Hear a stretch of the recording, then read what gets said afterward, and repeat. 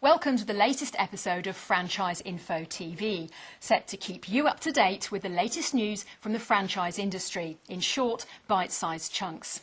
Coming up in this episode, we find out more about the next BFA-accredited franchise exhibition in Manchester. Jane Masih from Owen White Solicitors explains what franchising is all about and gives us her top tips. John Taplin tells us what characteristics they look for in a local people franchisee. We learn more about the training and support given to a Fastsign franchise partner. And Mark Scott from NatWest Bank explains the importance of writing a business plan. The next BFA-accredited franchise exhibition, the British Franchise Exhibition, comes to Manchester on the 8th and 9th of June. It's an event no budding business owner can afford to miss, with a packed programme of free interactive features and informative seminars covering every aspect of franchising. A wide range of franchise brands from all sectors of business will be on display, providing the perfect opportunity to chat to the franchisors and find out more about the business. For free tickets to the exhibition, go to www.franchisetickets.co.uk. Owen White Solicitors is one of the leading franchise specialists in the UK, with over 30 years' experience of providing legal advice to both franchisors and franchisees. Jane Masih brings us up to speed with exactly what franchising is. Franchising is a way of people doing business whereby the franchisor has developed a business system and they grant a licence to the franchisee to operate that business system in return for a fee. And the franchisee agrees to follow the franchisor's rules and regulations and get ongoing support and training. So franchising is a way of distributing goods and services, but with backing and help and support from the franchisor, training and product development. So it's more than just distribution. One of the things that we say in franchising often, it's a bit of a cliche, is a franchise is a business in a box. You've got the name, training, know-how, support. So it's more than just the use of a name. We asked Jane to give us her top tips when looking to buy a franchise. I think the biggest tip is to take your time, to investigate the opportunities, to make sure that you've looked at all the different companies operating in the particular sector that you're interested in, compare and contrast.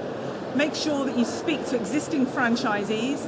Make sure you really understand the financial projections, that you really understand the difference between something as fundamental as revenue and profit. And make sure that you speak to people who really understand franchising and can give you the help and assurance that the agreement you're entering into is fair and ethical. For more information on franchising, visit www.franchiseinfo.co.uk. Local People is part of the Daily Mail General Trust, one of the largest media groups in the UK, with over 100 years' history. Many dream of being their own boss. Are you one of them? Local People can give you this with training, support and the credibility to get you started.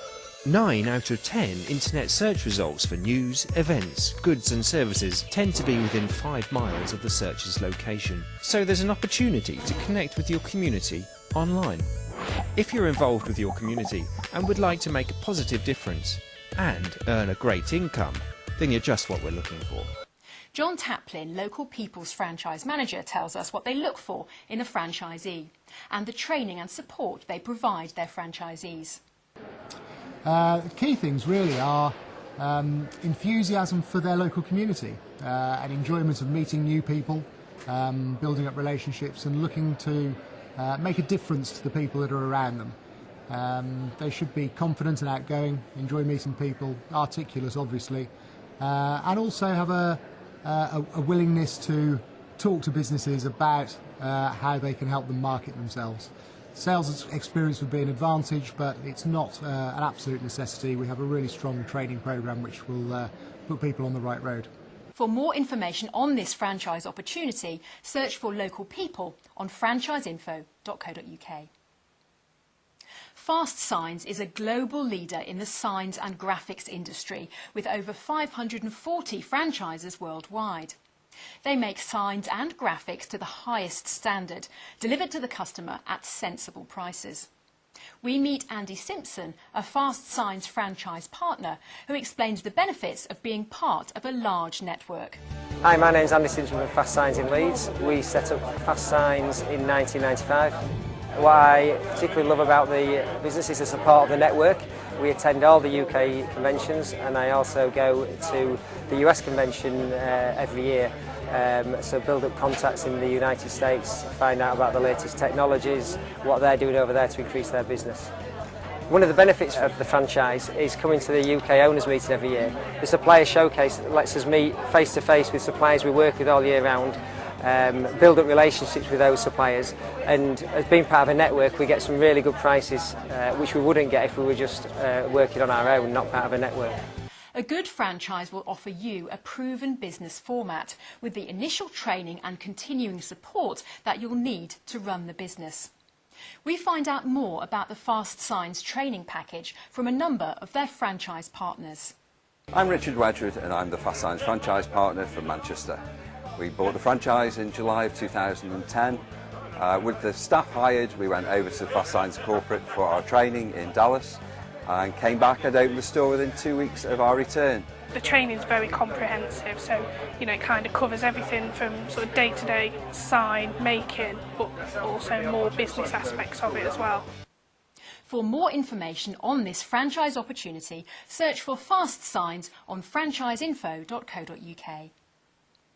One of the biggest benefits of buying a franchised business is that you are generally able to borrow more money than you would if you were opening a conventional business.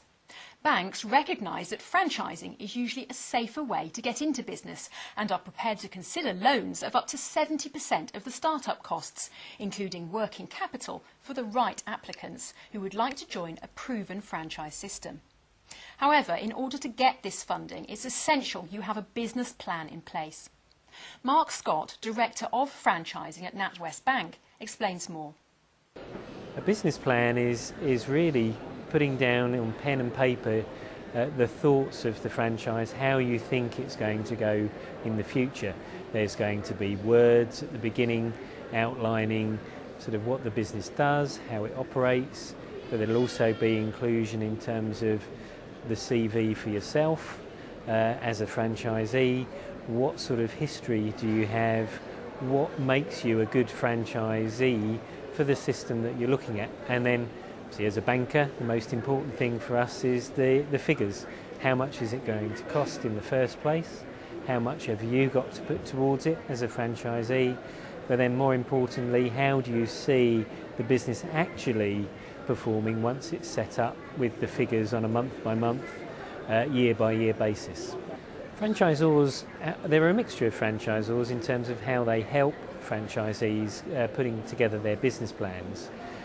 And the one end of the spectrum, there are some franchisors that provide no help at all because they use the process of completing a business plan as part of their recruitment process. So they are expecting the franchisee to demonstrate business acumen when they're putting the plan together. So they may not give any help at all, but it's part of their recruitment process to see if they can understand how to put one together.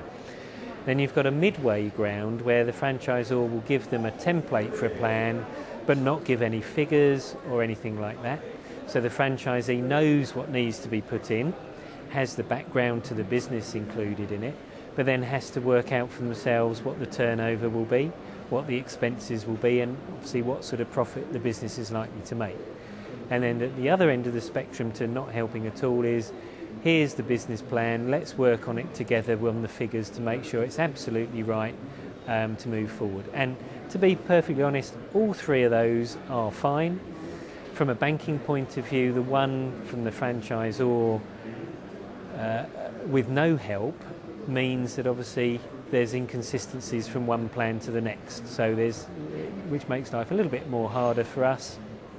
And the other two forms are perfectly acceptable because they're based on reality of the franchisor.